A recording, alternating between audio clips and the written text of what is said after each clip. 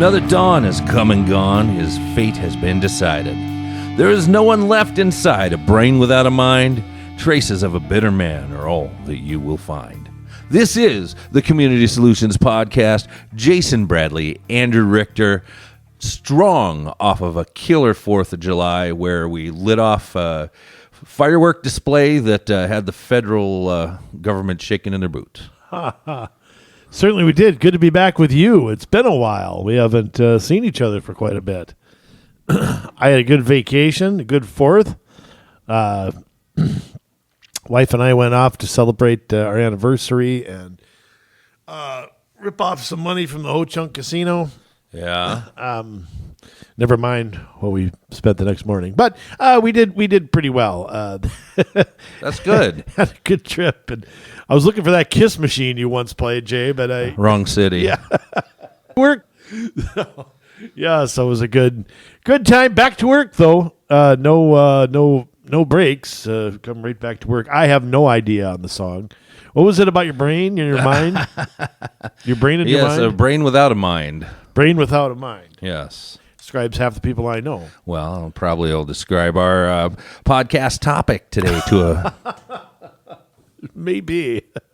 Well, who sings Mind Without a Brain? The song is called Electric Crown from Testament. Testament. Yes. Are they old or new? They're older, yeah. Oh, okay. Yeah, they weren't in the big four. You know, you had Metallica, Megadeth, Anthrax, and Slayer. They were just kind of right outside that. If they had added a 5th band, Testament probably would have been that that's the 4 bands of what? The big four, they called it. Of what kind of that heavy metal? Yeah. Oh, okay. Yeah. Well, where's thrash metal. Where's like Guns N' Roses and stuff? They were more blues metal. Blues hard rock, I guess. I don't know what you would... They are different from the other bands you mentioned. So I guess I kind of think of it all the same, but it's not. So, well, I'll tell you what. Of course, I start off coming back not knowing a dang answer. Yeah. Jay, a couple things to start. The world of professional wrestling caught with another death over the weekend. Did you see? I did not. Mr. Wonderful Paul Orndorff passing away. Yes, 71 years old. Wow. Over the weekend, he of course was famous for working in the main event at WrestleMania 1. Yes. He later became an agent in WCW. You have a good Mr. Wonderful match you could think of or feud? No, but I do remember him being on the cover of the wrestling album. I remember his pose and everything. He looked pretty good, man, I'll tell you. Yeah. He suffered a bad injury in his big money run with Hulk Hogan, and I know that kind of it was like a shoulder injury or something, and it kind of shortened his career a little bit, but he worked behind the scenes for a long, long time as well. So 71 years old. By the way, you know, of the 20 men who wrestled at WrestleMania 1, exactly half have now passed away. Wow. I actually thought it might be more than that. And I'm counting Mr. T. I mean, Buddy Rose, King Kong Bundy, Special Delivery Jones, Matt Osborne, who later was Doink the Clown. Yeah. Junkyard Dog, Nikolai Volkov, Andre the Giant, Big John Studd, Rowdy Piper, and now Paul Orndorff have all passed away. Wow. So, yeah, unfortunately. So, the world of professional wrestling, another... well, at least it was, not result of any foul, drugs or anything like that. Yeah. He was 71. Jay, it is July. What happens on this show every time we have a new month? Oh man, we bring in it's history. I did good last time. You did, and I'm going to ask a little bit tougher questions, but I'm going to give you slight hints on them. I'm probably not going to do gooder this time. I don't know. You might. We'll see. We'll see. This is the month of July, and I'm just going to do the whole month. Got 5 of them for you. A couple of them are deaths, a couple of them are events, foreign policy, and one sports question. Okay. July 4th, 1826. Something very unusual happened that day. Can you name what that is? July 4th, 1826. Yes, it has to do with famous deaths. So I'm going to give you a little hint there. All right. I'm sure lots of people died in 1826. Well, these two guys are pretty famous. Oh, 2 guys. You'll know who they are. Let's put them that way. Okay. 1826.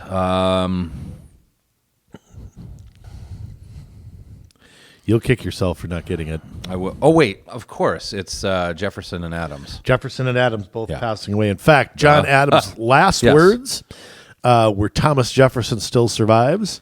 Yeah. Unbeknownst to him, Jefferson had died about 8 hours earlier. Yes. At Monticello in Virginia. Interesting footnote to that. 5 years later, on July 4th, 1831, President Monroe passed away. So you had three of... He was the last founding father to be president. And you had three of our first five presidents dying on July 4th. So just a total anomaly on that. The world of sports. Yes. July 6th. I just want to say on the previous one, it is amazing to watch how two men that started off as friends grew to hate each other until just a few years before their death. The era of good feelings. Right. When, don't tell me his name, got the two of them back together. I'm not sure who got them back together. I am, but the name is on the tip of my tongue. Benjamin Rush, I believe, is the one that got them back together. And Adams and Jefferson had quite a correspondence. There's a lot of papers about their rekindling their friendship. And they were young rebels together. And it's kind of a neat thing that afterward they became good friends again. Yeah. I mean, it was so bitter that President Adams didn't attend President Jefferson's inauguration. I think there were a lot of other people around them, egging people on. You got to remember, you're in an era where, it's not like you turn the news on. I mean, information is a little slow. It's very simple, I think back then, to have gotten the wrong idea about somebody. But right. Anyhow, so those two dying the very same day. The world of sports, Jay. Yes. July 6th, 1933. A great event happened in the world of sports. It's actually happening tonight. Tonight? Tonight is... they're not starting the Olympics yet. It's a good guess, but... Because, 1933 wouldn't have had them. No. But that... What year was it when Jesse Owens ran in Germany? 36. In Germany, 36. So close. But that would have been close. An even no cigar, year. not even a Cuban. That would cigar. have been an even year. Would have been an All-Star game. First All-Star game at Comiskey Park, July 6, 1933. The idea, it was actually called the Game of the Century. They did not intend for it to be a yearly event. Yeah. But it was so successful. 47,000 fans in the middle of the Great Depression showed up at Comiskey Park. Babe Ruth, the oldest player on the field, hit a 2-run home run. The American League won 4-2. And the All-Star game going on tonight. Good. That commercial can be done. I'm so tired of it. And I don't watch TV, and I'm sick and tired of that commercial. And I'm not going to watch a minute of it either. I used to love the All-Star game. I did but too. It's lost its... Sports has become political, and I'm sick and tired of it. Well... I may not even watch a second of the Vikings again this year. Done with it. Yeah, I think what I don't like, I don't like that. I mean, I don't know who does. I don't know why. That has to, why in the world that we have to do that? It bothers me. I watch Twins game and I see end racism, blah, blah, blah, all over Target Field. And I'm just like, these woke corporations. I mean, I can't even get it. I mean, I can agree with the sentiment. Let's end racism, but let's not just end it in one direction. Let's end it for everybody. Yeah. How about that? How about a famous death? And we lived through this one. Yes. July 16th, 1999. 1999. 1999. Famous death. Mm-hmm. Whew, I got to put my thinking cap on for that one. That was a long time ago. I asked you a question about 1826. Oh, yeah. You didn't say that. Well, when I have to try and think about my life and how it relates to what was going on in my life, that's a long time ago. What you were doing unconscious somewhere, maybe? I don't know. No. Would have just... Well, I would have been teaching in Minneapolis. Really? Yes. Or just just have finished, maybe? Oh, something like that. Goodness. Well, trying to think. July 6th. 16th, sorry. 1999. Yeah, not ringing any bells. Okay. You'll probably kick yourself. Probably. That is the day JFK Jr. passed away. The airplane crash. Plane crash, yes. along with his wife and sister-in-law, Yeah. on the way to attend a cousin's wedding. Yeah, it wasn't a memorable enough event for me. I remember the event. I have no clue of when it happened. I just remember because there was a lot of, I was always intrigued by, the Kennedys aren't my favorite family, but I was always intrigued by their sort of successes and tragedies, that a lot of them went through. I mean, Joe Kennedy Jr. dying in World War II, the two brothers being shot, of course, President Kennedy and RFK, and unfortunately another chap death. So an ugly day for the Kennedy family. How about the era of foreign policy? July 21st, 1949. 1949, July 21st, you said?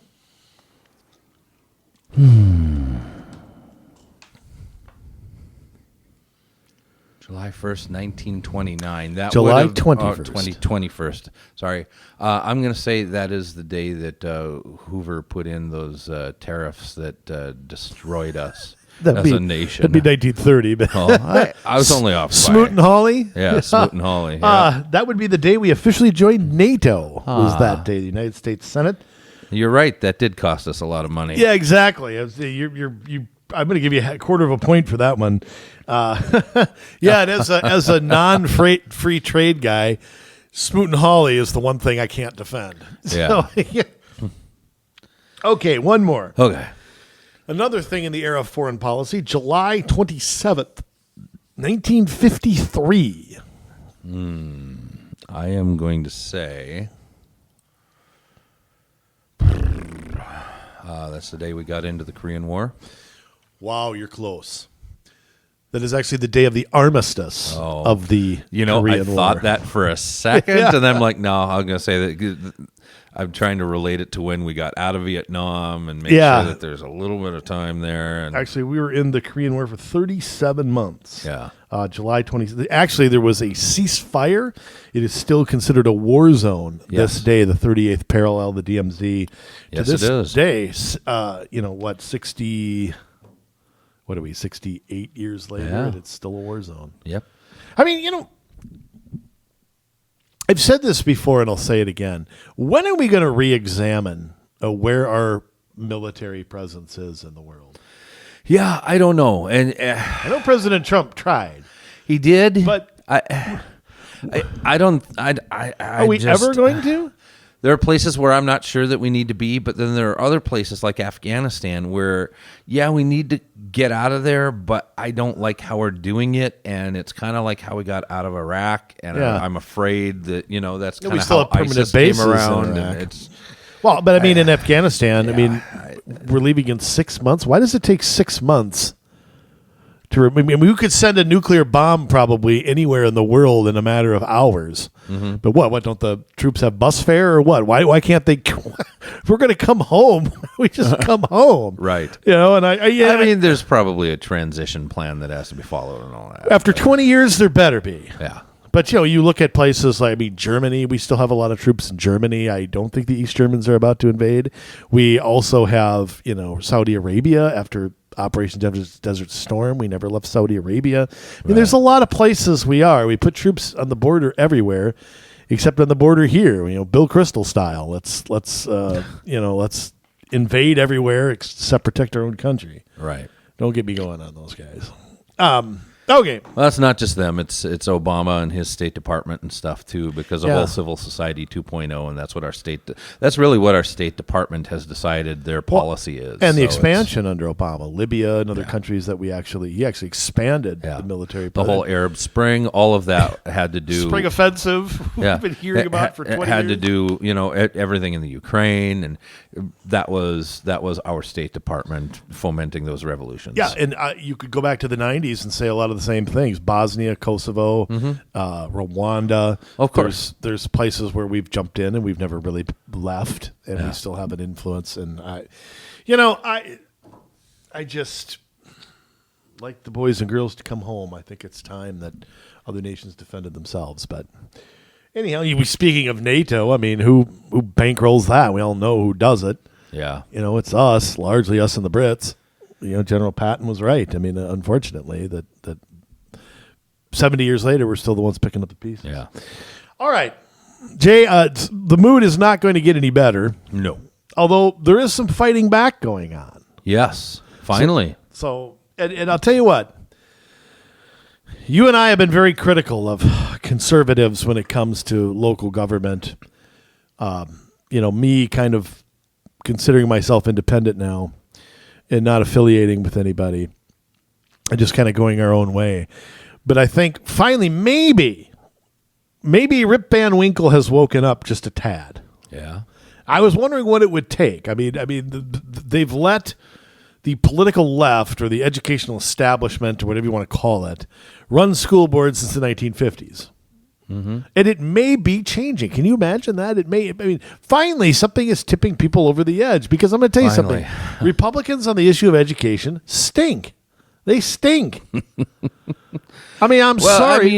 It's no secret. It's not even a hidden, or like an out in the open secret. It is not a secret. The unions run the school boards. And the Department of Education, which to a greater extent is filled with bureaucrats that have come up through the union, really. Well, not to mention all the legislators, all of the people in Congress, a lot of the department heads. You go back to a lot of the chairs of the Department of Education, as well as education secretaries. I'd say Bill Bennett was probably the last education secretary that was not, a product of the public school system. I mean, he was a critic, which is an interesting person to appoint there, but it's largely been a closed shop, if you will, in that. And is critical race theory the one thing that is just honestly putting everybody over the edge? It's funny, you'd think all the years of, public schools, being anti-Christian, in my opinion, pushing transgender stuff, pushing, I would argue, a gay agenda. Yep. And none of that awakens anybody to do anything. And finally, critical race theory might actually be and I'm going to give some credit to President Trump, too, because I remember him being the first person I could hear talking about this, about people being grown up to hate America and stuff. Yeah. And I'm wondering if he hadn't said something, and I know we consider this a local issue, but you know that every arm of government is involved in education in some way, Absolutely. shape, or form. And it was kind of like, what is that? That actually piqued me when he and Tucker Carlson, a few other people who are like the only people that Glenn Beck's been on it a long time. But let me ask you a question.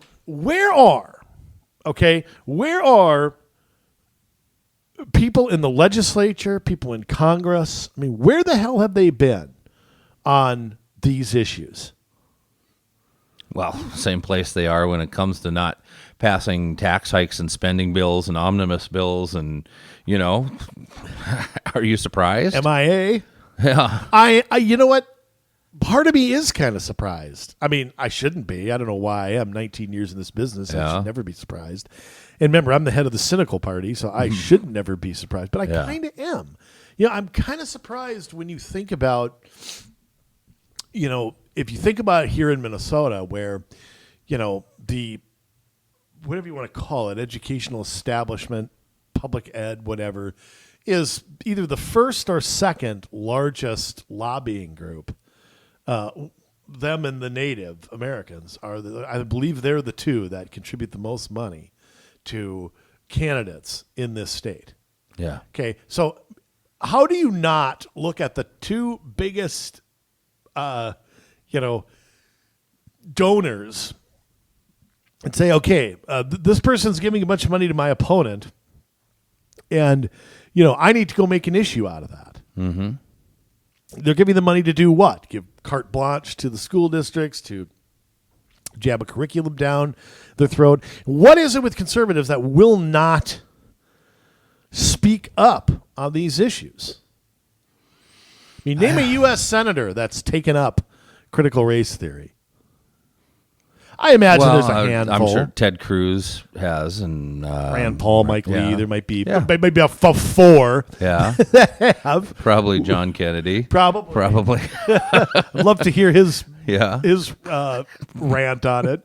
You're probably right, though. It probably stops there. Yeah. And you look at Minnesota. I mean, just passed a $1.2 billion. We'll get into this in a future show. Mm-hmm. A $1.2 billion increase to education over the next 2 years. Yes.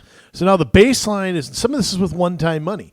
The baseline is now $1.2 billion higher, and they literally got nothing in return. There's nothing conservative that you can call in any of those education omnibus bills. Mm-hmm. So is there a lack of willingness to fight? Is there a lack of, we're going to lay everything on no new taxes, or getting rid of Walz's powers? That's all whatever else can just pass. I mean, right. Why is there? I feel like there's a reluctance among elected officials, and the Department of Education has, and maybe they shouldn't, but they do have a lot of control over curriculum.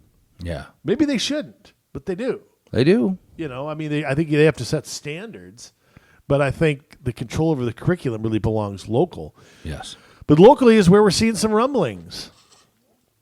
Yes. At a lot of school boards across the country lately, we have seen parents speaking out, and we have seen opponents to those parents kind of showing their true colors as well.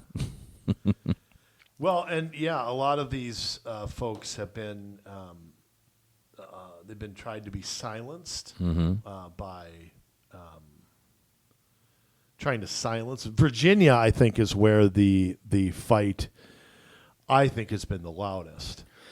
Yes. It's been getting very bad. What is it? Where the hell is it in Virginia? Is it Loudoun County? Loudoun County, that's right, where basically critics of this have largely been... First, Jay, why don't you explain, what is critical race theory? Well, we've talked about it a little bit, but yeah. why don't you give it a little background? So there are many kinds of critical theory. There's critical race theory. You have critical theory. Let me explain it first, but it we've seen it with the homosexuality caucus, if you will, the transgender movement, all of that. So what happened back in the 1930s? Well, let's even go further back. Okay, back in the 1850s, you had Karl Marx, Frederick Engels, and they came up with Marxism, communism, if you will, the Communist Manifesto they wrote, which was it was an econ on how to equal the playing field between all of the commoners or the proletariat and the people who were well-to-do or the people of privilege. And it had to do with, you have to control education. You have to get rid of or control religion. You have to break up the nuclear family. There were all these different 10 planks of communism that they had authored. And so because of that, you saw countries like Russia become communist under Lenin, and eventually, Stalin took that to even greater horrific levels. You saw what happened in China, Mao. and Mao Zedong, and how that has progressed over time and kind of infused itself with capitalism, but is still communistic because of, it does have two very distinct classes. You have the ruling class and you have everybody else. Right. So that's the economic theory of Marxism. Now, there are certain places where Marxism just would not spread. So come to the 1930s, you had a country in Germany that was pretty divided because as you had come out of World War I, there were some grave economic troubles, and you had the whole Weimar Republic and their currency being devalued to the point where it became worthless, and Germany looking really for a savior to help build Germany back up. Well, you had Adolf Hitler on the Nazi side, which is the National Socialist side, and then you also had communists. And so you had the socialists and the communists kind of butting heads. They're socialists. Yeah. What is the National Socialist Party? Yes. And people call Hitler a conservative.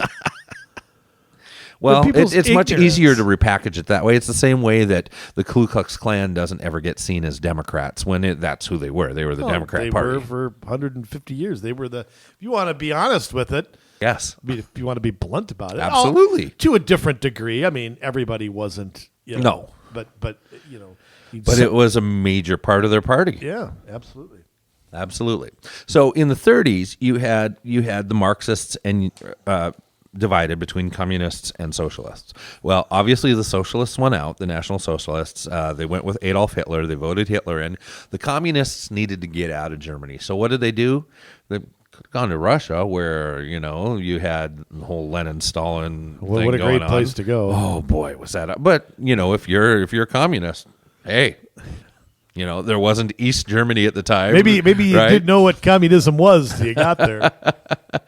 And then, so they decided instead to come here. And they had this entity called the Frankfort School, which they then set up shop at Columbia University, one of our Ivy League universities, and well educated and very astute. They formulated this critical theory, which they learned, I think, through their experience in Germany, that there are certain countries that you just can't make communist through the way that Marx and Engels proposed. Yeah.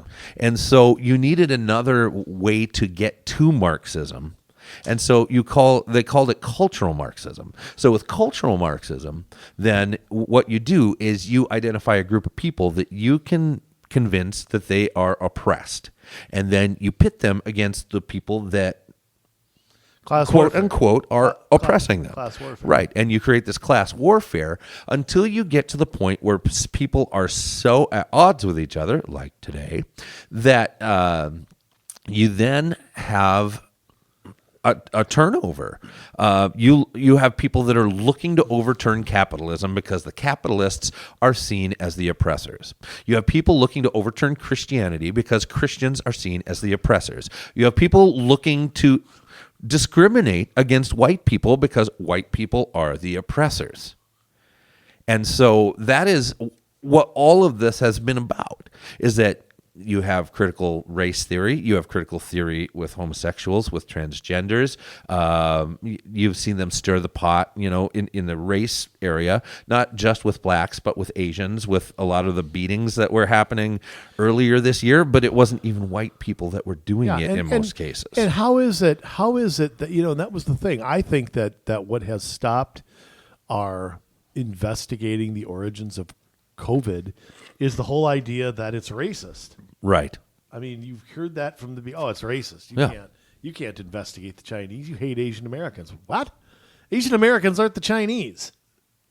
I mean, how is it people can't distinguish between the two?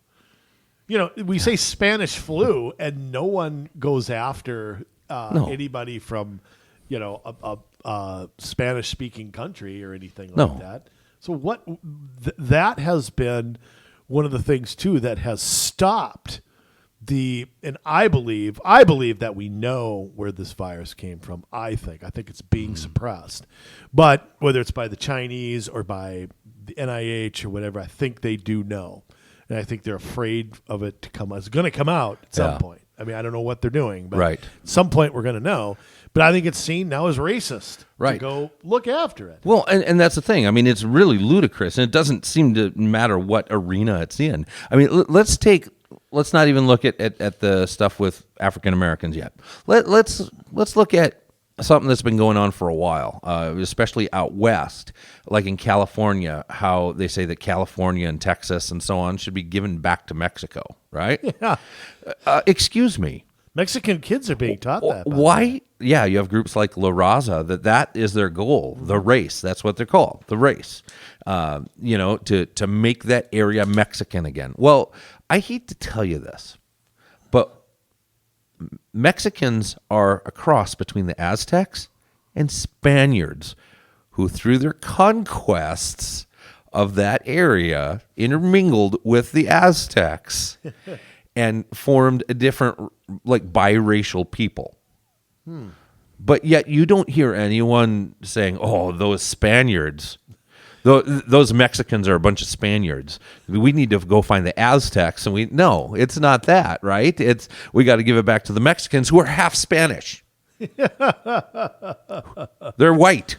Yeah, but I mean, it's pretty rough, what Mexican kids, I mean, that's all part of it too, getting kids to grow up angry. Yeah. Getting kids to grow up like somebody screwing them. Yeah. They should have all this, and the fact they don't It's been taken from you. You're being held down. You don't have the same opportunities. The opportunities are there, and it's just a lot of times it's parenting or it's cultural. I've said this before, and this is an unpopular opinion in some circles, but until some of these minority communities, and it's not just minorities, there's plenty of trailer trash whites out there, but until some of these communities look at themselves and say, okay, whether it's drugs, whether it's unplanned pregnancy, whether it's dropping out of school, nobody is holding anybody with a gun to their head telling them to do that. Right. It is accepted in some of these cultures, and it can't be any longer. And you never hear leaders go out and say those things. Yeah. You just see blame the white guy, blame the police, blame whoever else, not our fault. And until that changes, and I don't know what's going to change it, because I don't think anybody, I see it getting worse, not better. So, what's going to turn that around? What's going to turn that thinking around? I mean, here's the thing. If I'm in when I was younger, I looked at successful people and wanted to do what they did. How did they get there? Right. Whatever your definition of success is, whether that was a college degree, whether that was an apprenticeship, whether that was working up the ladder at a company, whether that was getting this skill or that skill or whatever. That's the ticket. Right. To achieving success, whatever your definition of success is. Sitting around blaming others has never gotten anybody anywhere. Yeah. And, but I'll tell you what, this is what I don't understand out in Virginia. There is a parent out there who got a cease and desist letter for criticizing critical race theory. Legal action was threatened against them. How can that possibly happen? Doesn't seem like America to me. That's definitely not freedom of speech. Yeah, the group is called Anti-Racist Parents of Loudoun County. Yes. Yeah, whatever. I need to maybe explain that for a moment. The difference between not being racist and being anti-racist, because there's a difference. You can say, "Oh, I'm not racist." I don't. I don't promote racism. I don't believe racist in racist comments. I don't have racist tendencies. That's not good enough. You have to be anti-racist now, which means you're actively fighting against racism. discrimination against groups that they have seen as oppressors, so that the playing field can be equaled.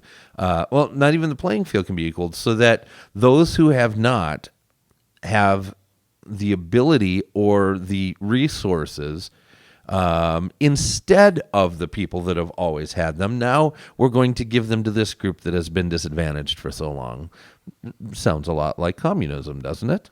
Yeah, pretty much. But they can do this through discrimination. And let me read a quote quick. One of the main authors in this whole movement is Ibrahim Kendi.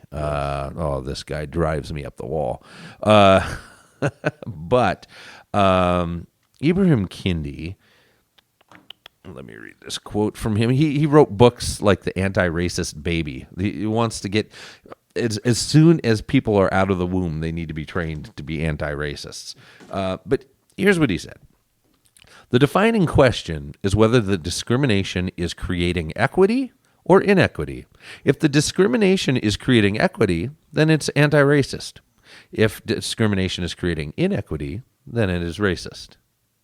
So you can use discrimination as long as you're, unquote, equaling the playing field. So as long as your altruistic motive is that, it's okay, right, to create that. Right.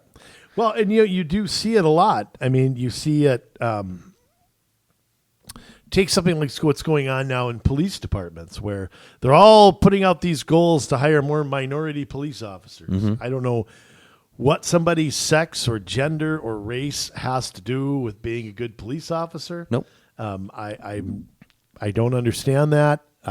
But being a police officer is not something you walk in and fill out an application. Oh, you have to go through a training. There's an academy. There's a lot of them were in the military. There's a big time training. Yeah. You got to be careful who you put a gun and a nightstick and handcuffs in somebody's hand. Absolutely. Nobody ever goes from point A to point B on it. It's all just feel good, and it's the same thing. If you hire a bunch of white people, yeah.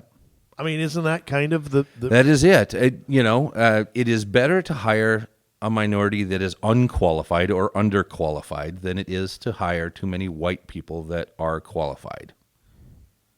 And I'm sorry, that's not okay. Now, granted, if you have a black person that's qualified and a white person that's qualified, and you choose the white person because he's white, that's racist. That is racist as all that get is out. And textbook racism. Yes, do not. You do not have my vote in that book.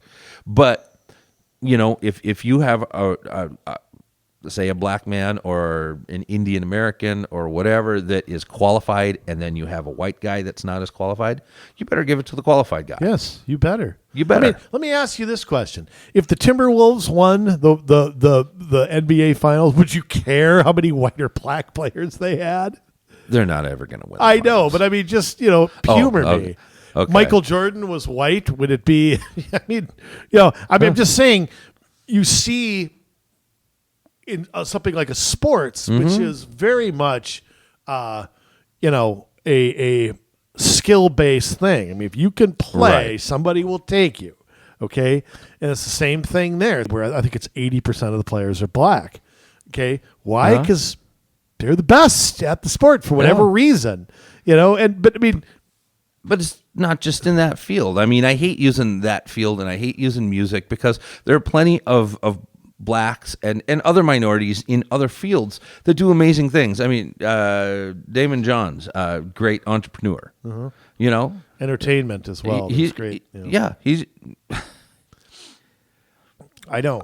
It's I look at it this way. I mean, Thomas Sowell, right? Amazing economist. Yeah, but of course he doesn't play with the right team. So he's Clarence Thomas. I mean, but a guy like him who's been demonized by people of his own race, instead of saying, look at how successful this guy was. Right.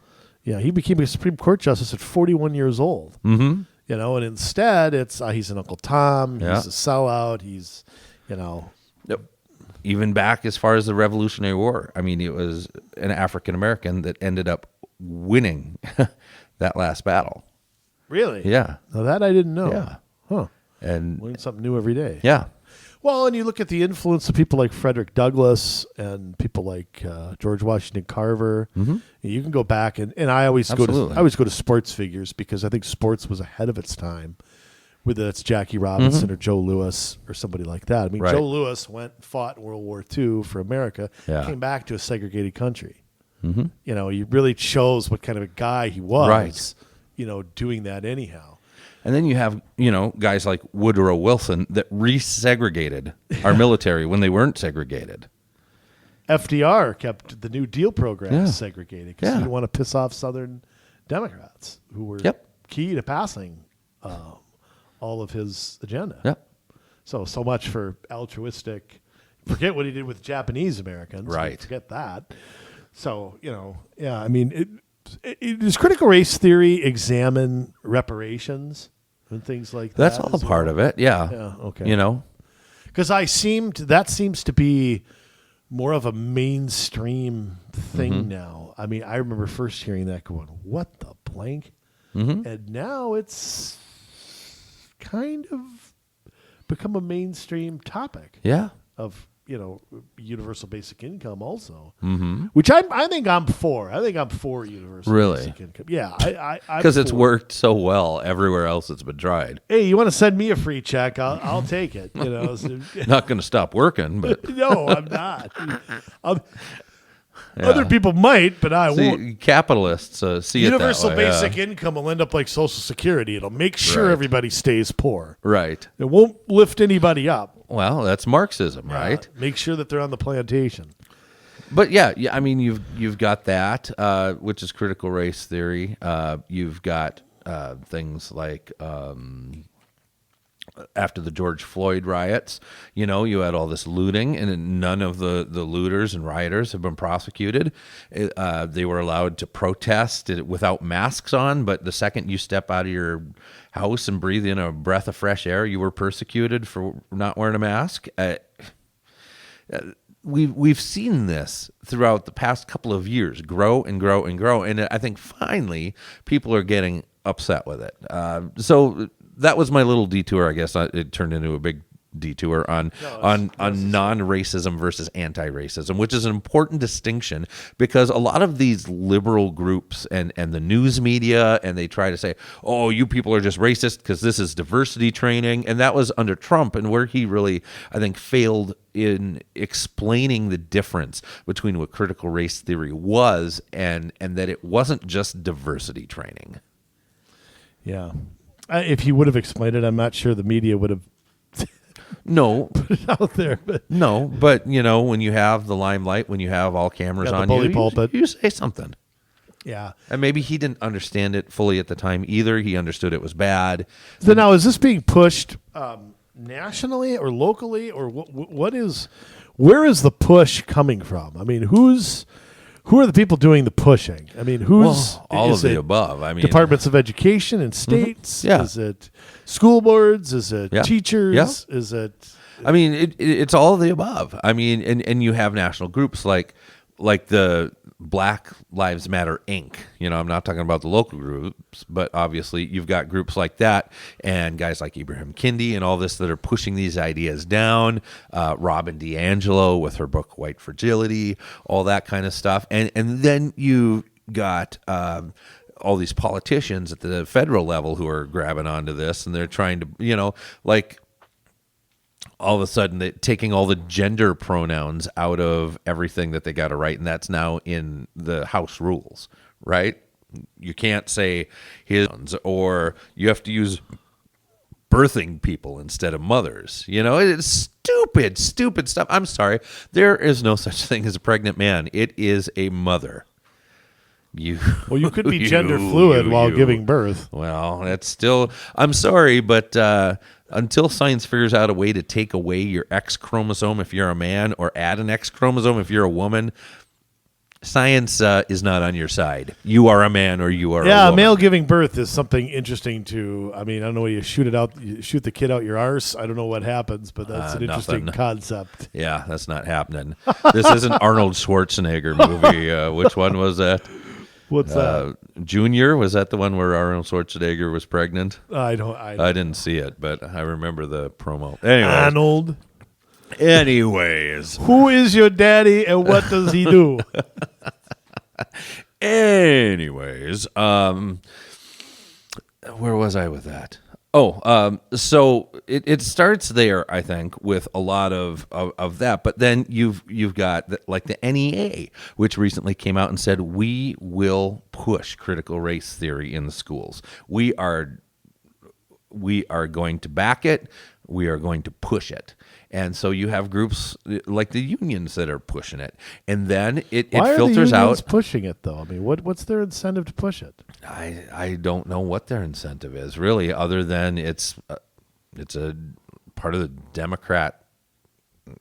It might not be officially part of their platform, but I don't know that. It probably is. I'll have to go take a Especially look in at certain that states. now that I think about it. But yeah, so you've got that, and then you've got the school boards, and you've got certain states and certain school boards, I think even, which have said, we are not going to allow for critical race theory to be taught in our schools. And you have teachers who have gone back and said, I don't care, I'm doing it. And they do it at their level.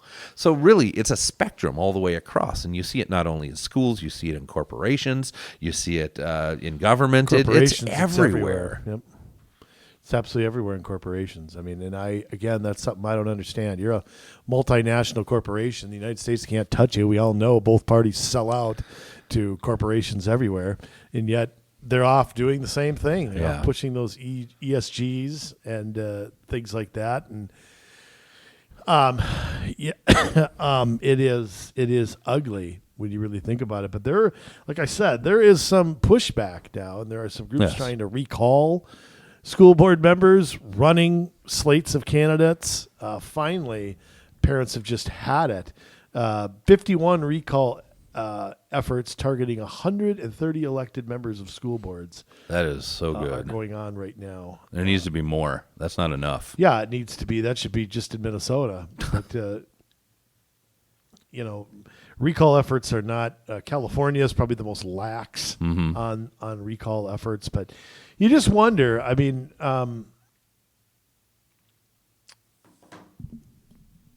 my answer to this, obviously, is to push back as a parent.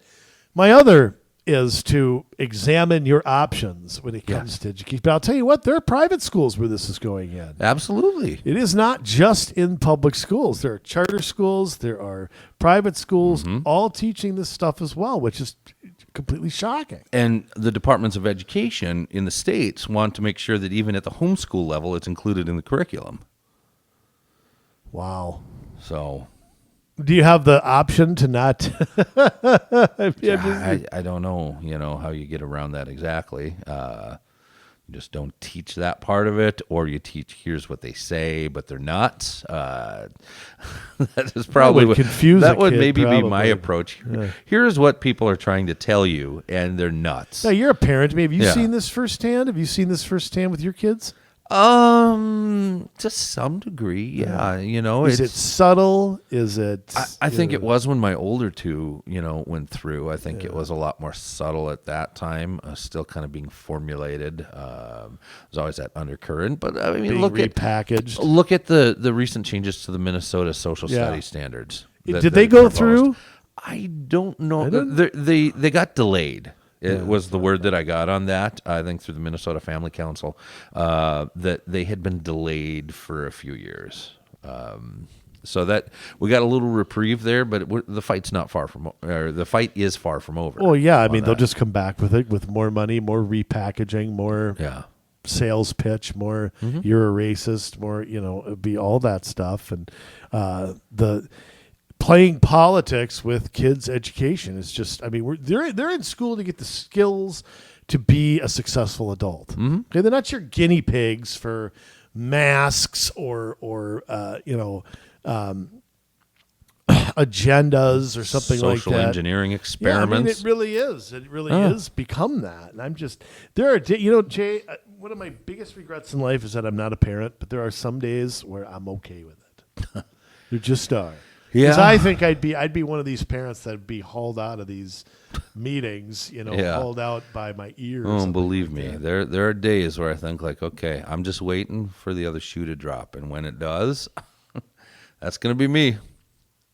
That's gonna be me, or I'm pulling them out. I don't know, one or the other. Oh, well, it's just so unfortunate that people have to do that, though. I mean, Yeah. you should be able to send your kid to school and not worry about that. And, I think back. It's funny. I think back. When you think back, you being in school and we were roughly in school, roughly at the same time, 80s and early 90s. I mean, do you look back and see anything where you were indoctrinated in anything, intentionally or unintentionally?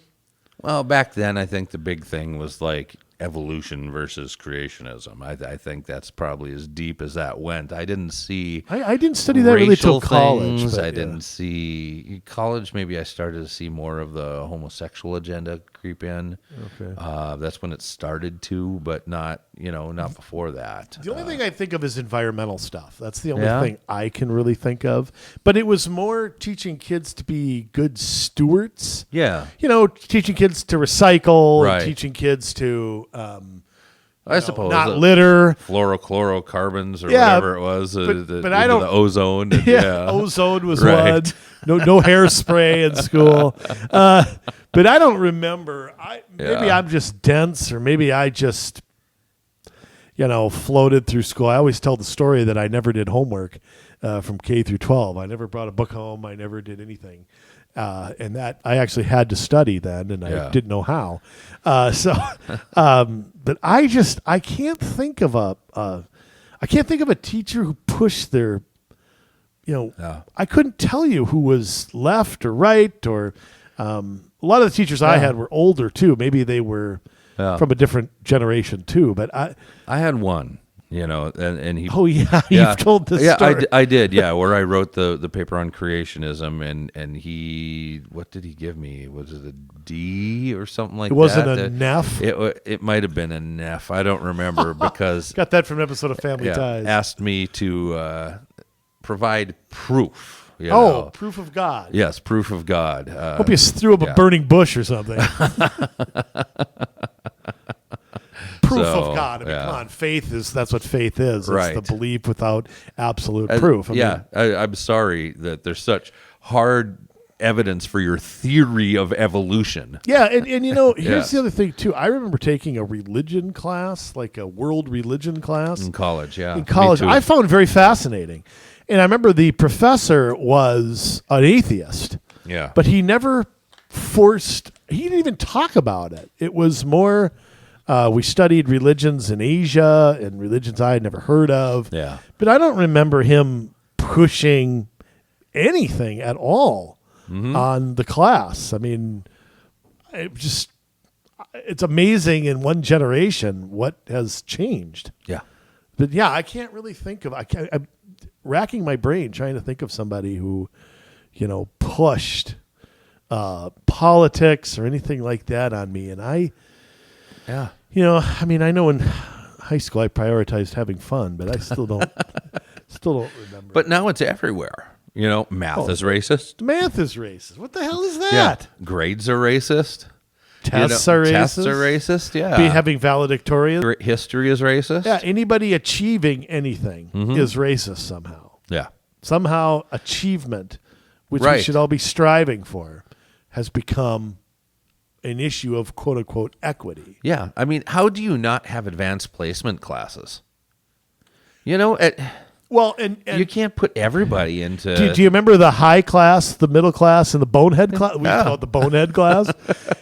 I might have told this story once or twice, but I have a friend who had a kid, and the kid was getting an A in this. I think it was math, getting an A in math, but he was screwing off in the class all the time. And what happened was he was so far ahead that he got his work done, and then he screwed around. Kids do. Yeah. They screw around. He was bored. And after conferences, I remember him telling me this story. After conferences, him and his wife said, "What? Don't you have the high class? I mean, don't you have harder material for my son? They said, no, we found out that those classes were not racially diverse enough. So they eliminated the high class, the middle class, and the bonehead class, and just threw everybody in the same, Right. so that there'd be a certain amount of chocolate chips in that vanilla shake. Right. So you had there'd the high people that were bored and not achieving, and you had the boneheads that couldn't keep Well, up. but also, Or they the didn't- kids in the middle then were being dumbed down too, right, more but, than but likely. it made things worse because Yeah. the kids who were boneheads didn't get the attention that they would have gotten in a lower class. Right. They didn't get the teaching to catch everybody up. Right. They were all thrown with the achievers, and these people were 2 years ahead of, in reading, Yeah. whatever subject. So, And I hate to tell you it this. actually I mean, exacerbated the divide. There are minorities, plenty of them in the AP classes. Of There course are there plenty are. of white kids in the bonehead classes. But truer words couldn't be spoken. We're boneheads of every gender and color. But yeah, I mean, achievement. And this is, I think, something about school. Grades are earned, and education's earned. Yeah. You don't walk up to somebody and say, here you go, here's an education. Right. I mean, I think we've lost, because education is now seen as an entitlement. We have lost the thinking that somebody has to go. Some kids work harder than others. It's just a fact. Yeah. Okay. Some kids are more gifted in this. You may be gifted in reading and not be so gifted in math. You may be gifted in science, not so gifted in whatever, history. Yeah. Okay. So, and like I've said before, if you're the coach of a team, it's not your job to make everybody the same. It's your job to find out what they're good at, what they're bad at, and help out those weaknesses and enhance those strengths. Yeah. And our thinking in education is the exact opposite. Mm-hmm. It's all about getting X amount of kids in a certain spot or something like that. I mean, it's so entrenched. This is the thing that bothers me, because you talk about critical race theory, but the stuff I'm talking about is so entrenched. Critical race theory is the last thing that has come with us. Yeah. It is so entrenched. It's beyond entrenched. Mm-hmm. I mean, to me, the only thing that's going to turn it around is people leaving the public school system. They have to leave the public school system. There are two things. I think parents that care do have to make a mass exodus. At the same time, we have to have people. I don't even mean to say conservatives. People who value education running for school boards. People who aren't looking to make a liberal point, or people who want to Not teach, putting people into groups. People who want to teach accurate history, the warts and the amazing things that America has done. Yeah. People that want to teach math the way that it ought to be. People that want to teach science the way it ought to be, who don't have a bone to pick or an agenda to plug. I'm going to say something, too. I think there's some people on the other side of the pendulum that think anything critical of the United States is somehow unpatriotic. Right. You got to know both of them. We have to be honest about that. I was following Mike Pompeo on Twitter, former Secretary of State, and he said anybody who criticizes the Constitution is blah, blah, blah, blah, blah, blah. And I'm like, look, the Constitution as written in the area of blacks and women was a flawed document. Okay? But we made it better. the Founding Fathers created the mechanisms to change that, and we changed it. But it's not wrong to say at that time, It's not wrong to say now. but it's not wrong to say back then, women and blacks were not equal. They could not vote. Oh, I could see not- what you mean. Yeah. Okay. It's okay to say that. Yeah. And then teach how Americans came to change that. Yeah. Absolutely. Absolutely. But I think we got to acknowledge that, it's not unpatriotic to say that America had issues. No, we have at times been very dark. Yeah. And to say that we can't, where I was going and where I thought you were going, the Founding Fathers built in a way for us to change the Constitution. We're supposed to be critical of it. It is about becoming a more perfect union, not a perfect union, a more perfect union. And so if we have an issue, we change the Constitution the right way. Instead, now we're just ignoring it. We're doing whatever we dang well The Constitution doesn't even exist anymore. I mean, it's a joke that we take an oath to it. Yeah. I think. Yeah. And it's funny, if I ever took an oath to the Constitution, which I've done one time. Yeah. Okay, there was when I was on the Planning Commission. I took an oath to the Constitution. Yeah. The words when I said them so rang true in my head. Yeah. And I thought about that when I made votes. It was an obligation you take so seriously. Yes. I was one guy making recommendations, one of 9 making recommendations for a city of 22,000 people. Right. That's a responsibility you got to take pretty seriously. And the gravitas of that comes to you when you take an oath. It should. Yeah. And so, like I said, I've taken an oath once. Yeah. So, I plan to in the future, once or twice. Yeah. I don't know as what. We'll find out. But, so again, these groups getting together and pushing back. One of the things I think that really needs to happen is they need a central place to be. Mm-hmm. A lot of times these groups, kind of like tea parties, they get fragmented and they get, and the more local, the better. Yeah. But also in spreading the word, And there are some national groups that are forming, so that's good. So who are they? Do you know who they are? Not off the top of my head, okay. but maybe you could Google it quick so that we can give people that info. Well, just it has to happen because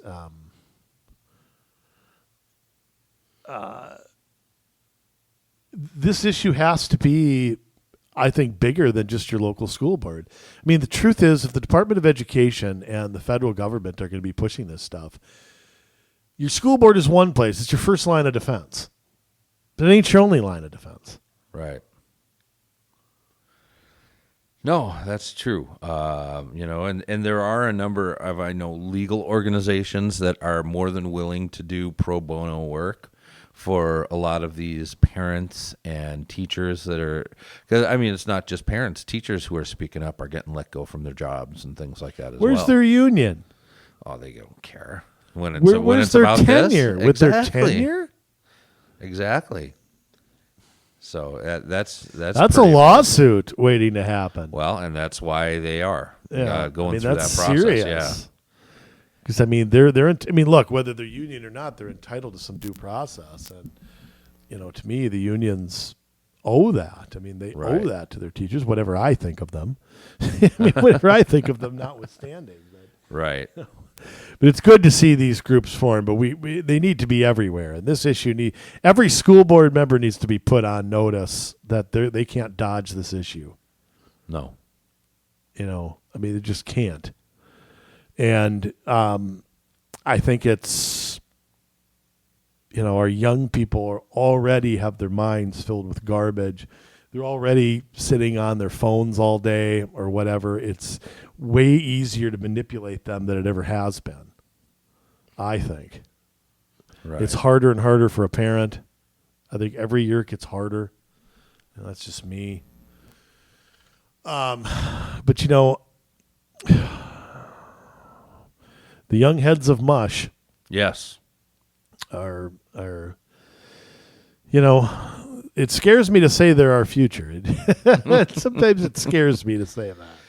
Yeah. Well, if we can get our hands around this generation that's coming up through the schools right now, and we can cut this off at the pass, and we can make some needed changes. That's what's going to be what saves this nation. How about those educational pods and all those things that were going on during COVID? Are those Right. things that are going to continue, you think? I hope so. Yeah. I hope people aren't stopping. And from what I've heard, just some people that I've talked to, are that there are people looking for a way to continue to empower homeschooling, to try and get groups together to, take part in homeschool curriculum so that there doesn't have to be that impartation from the powers that be.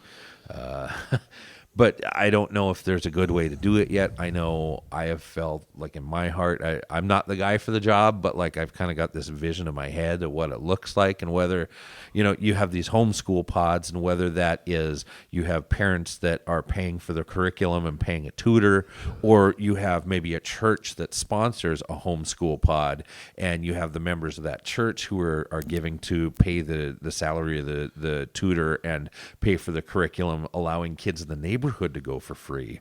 Then you give some actual school choice. School choice, just and it just so angers me how that has been basically forfeited. Yeah. I mean, school choice isn't even talked about anymore. I mean, it's all up to you, to make something. Right. Like you said, it's all up to people. I mean, I believe it's 1 out of 4 kids do not go to their local public school. It may even be more than that. But that's still, I mean, they're fragmented so much into homeschool, charter, private, whatever, that I don't think they all join together, which they should, as alternatives. We support alternatives, whatever that is, whatever your choice is. But unfortunately, for most people, I still think most people are trapped. I still think most people, it's all about a public school by your house or one that you can get to. Absolutely. And I think it's... So if we can move homeschool pods into underserved neighborhoods, into low-income areas, into minority neighborhoods. I'll tell you what, it would be so popular. Absolutely, that I think school choice is very popular with minority people. Yeah, but unfortunately, it's not popular with their leadership. Right. And I think that they've been misled as to what school choice really entails. Right. And just I guess this is one of the areas where I can look at people who tend to vote left and see tendencies that we see all the time on the right, where it's like they really want this, but they keep voting for the people that don't do anything about it. There is that, but I also talk about inner cities and how many of them hear those messages. I mean, I hate to keep harping on like Republicans in Minnesota, but how many Republicans in Minnesota give a speech in Minneapolis? 0. How many governor candidates or Senate candidates spent 5 minutes in Minneapolis, in North Minneapolis, right. and in the places that were devastated in the riots and so on. I got to hand it to, who was it that ran in 5 last time? Lacey Johnson. Yeah, he spent a lot of time in Minneapolis, I think. Yeah, and unfortunately, his district is just nuts. Crazy. Yeah. I mean, he did, and I didn't even think of him, but I think that there's just a lack of and independents too, who need to be in there. Not the Marijuana Now party. No, that's not what you're talking there's about. 2 marijuana parties. Right. There's Marijuana Now and there's Marijuana Tomorrow or something. I can't remember what it's called. Cannabis. The I'll get around to it in a little bit party. We're still growing it. We'll run when we'll win when I just had one. I'll get around to it. I don't know. Well, I mean, hopefully these groups continue to form. I mean, and hopefully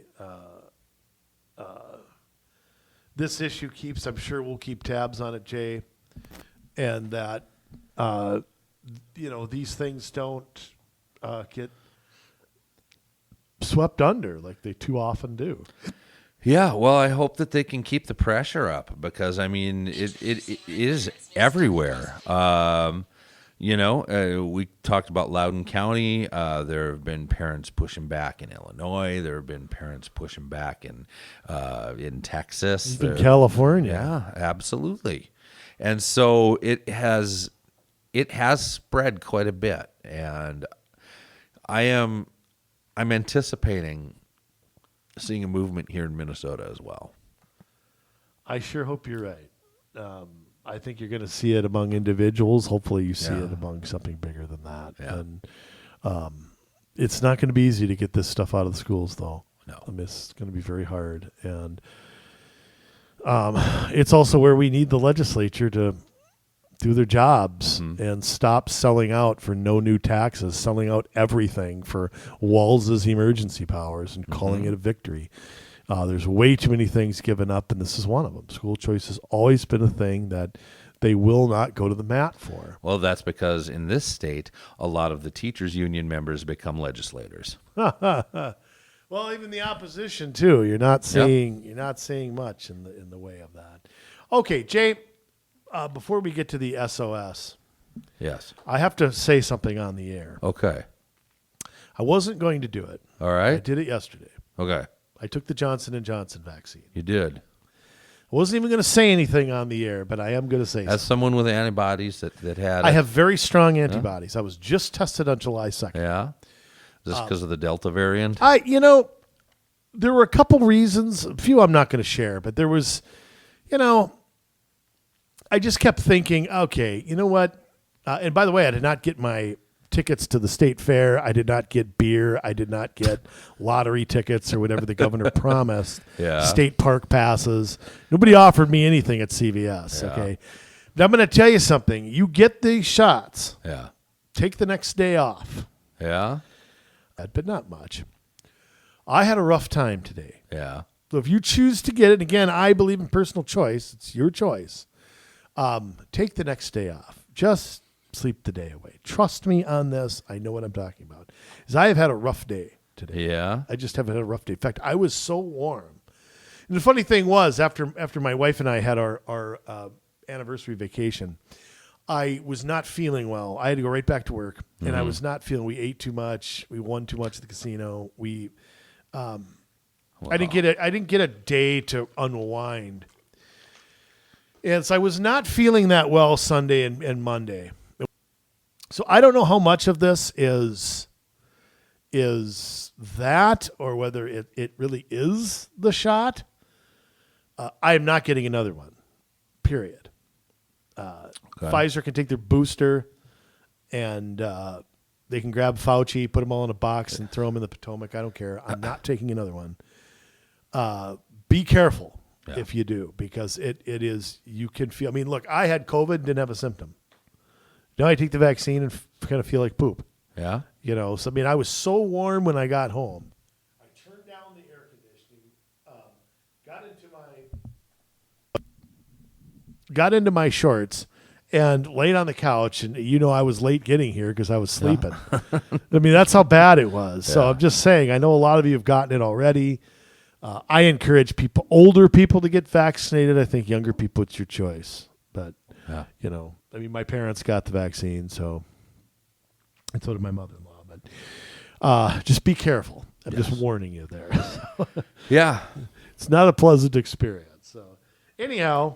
Well, very, very timely advice. Yeah. So. It's that time again, ladies and gentlemen. Well, Community Solutions presents The Women Love 'Em, the Men Want to Be 'Em. Jet flying, limousine riding, wheeling, dealing, son of a gun. With the sign-off sermon, we present Jason Bradley. Thank you, Andrew. Well. Yeah. What a strange time we live in, huh? I just can't figure out society anymore, I know I've said for a while that, I don't get it, because rock and roll, everybody pretended to be rebels and stuff, and now, they're just all Democrats. Well, think about it. You had Tipper Gore, Al Gore's wife, back in the 80s that had the PMRC, which was trying to ban all these bands for naughty words that they were using, and yet most of them turned around and ended up voting for Al Gore and supporting him in the years thereafter. So I don't understand. Either you're for something or you're against something. Somebody either is on your side or they're kind of opposite you with a lot of things. But what we've noticed, and this really has taken effect, we look at the 60s, don't trust anyone over 30. Don't trust the government. Don't trust the man. Until they all become the man and they all get in government and they're all over 30. And now guess who you're supposed to trust? The government. It's You can't make this stuff up. But yet,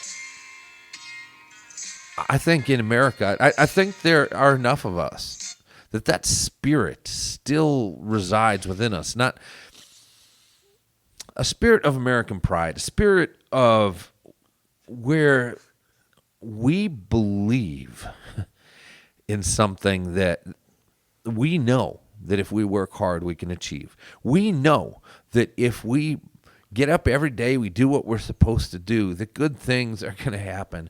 Where we know if we obey the laws and we do what's right, that we can live a full and productive and meaningful life. But I sit and I think and I wonder, are there enough of us? And I believe that there are. I believe that there are. But where are we? And why are we still asleep?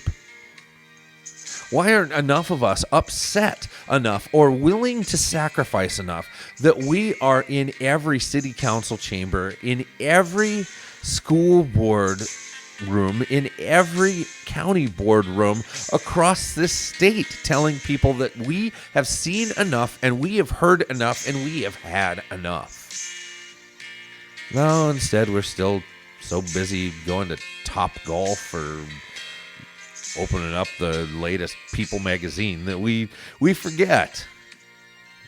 We bury our troubles and we put up with it. Well, Thomas Jefferson did say that evils would be sufferable, or that we would put up with evils as long as they were sufferable. And maybe they still are sufferable. I'm not too keen on suffering through these anymore. I don't know how so many people still are so okay with just living their life out every day without contributing anything to try and right the ship. But there is a growing number of us who are not satisfied. A growing number of us who know what is good, who know what is right, and are willing to stand up for it. And we need you to be part of that. The good word does say that one day evil will be seen as good and good will be seen as evil. We are in those days. We are in a time where I don't recognize my country because everything that I believe to be evil is now being promoted and celebrated. And everything that I see as good is being told to the entire country, to the next generation coming up, that it's racist, that it's evil, that it's outdated, that it's antiquated. Well, I don't believe it. No, these are charlatans that are here for one reason and one reason only: to gain power. Maybe two reasons: to gain power and to gain money. That is what they're here for. And they will lie, and they will cheat, and they will steal, and they will swindle you out of things, and they will convince you that the sky is green until they have what they want from you. We cannot allow them to take one more step in the direction they are heading. And we must put up a unified front, and we must raise the bulwarks, and we must stand tall and say, no, you will not come past us. And that's okay. You can call us racists. That's okay. You can call us misogynists. That's okay. You can call us homophobes. That's okay. You can call us whatever you like, because we know it's not true. Because we know we love all people and we want to see all people succeed. We know who we are. Your threats don't bother us. But take some strength. Take some intestinal fortitude to be able to make that happen. So we've got to do it, though. I mean, we are running out of time. We are running out of time. So we've got to take a good look at this, and we have to be able to hunker down and formulate a plan together that is going to lift us all out of this. where we're going to be able to save our kids, save our country, save our homes. Because if we don't, we are not going to like where this ends up. You're only going to be able to keep living your lifestyle for so long before the economy fails, before you are made into a criminal for the way that you think. I am telling you, you need to stand up now. Some of you have elections this year. Most of you have elections next year. It starts today. The day you hear this podcast, the day you hear these words, is the day where you say, okay, I'm in. I'm in. I'm done running. I'm done hiding. I'm done taking it easy. My country needs me. I'm in. So what do? Once you make that commitment, you get a hold of us. COMMsolutionsMN@gmail.com. That's COMMsolutionsMN@gmail.com. We're helping organize this fight at the local level all across the state because we need at least 30,000 people in elected and appointed positions all across this state. We need you in city councils. We need you in school boards. We need you in county boards. We need sheriffs. We need county attorneys. We need you in hospital boards. We need you in soil and water conservation districts. We need you in watersheds. We need you in advisory commissions. We need you in shared power agreement positions. We need you. We need you. We can't do it. We're two guys sitting in a room behind microphones that have a bunch of good ideas and know a whole lot about this kind of stuff, but we need you to actually be our feet on the ground to go do it. So get a hold of us, and we will help you to organize. We throw this information out there every week for you to digest on what's going on at the local level. And that's important. It's good to know your stuff. You got to do that. But if you have a bunch of head knowledge, but you're not putting it into action, we don't ever win. So let's win. Let's go do this. Who's in? Who is with us? Who is willing to stand with us arm in arm? And say, no, this is not the way that I want my country to look, and I'm going to do everything that I can to make sure that my children inherit something, my grandchildren inherit something that looks like the America I believe in. You get a hold of us today.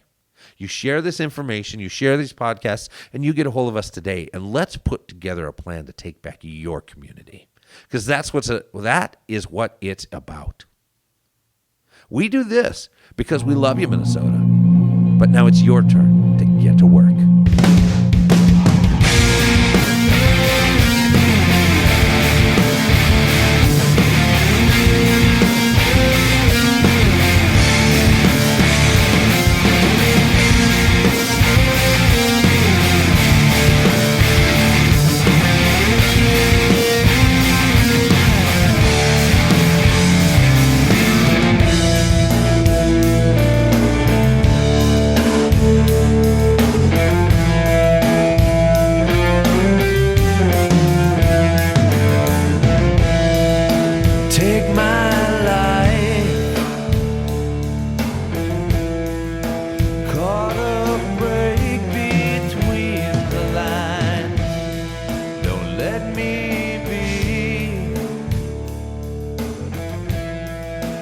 Get too caught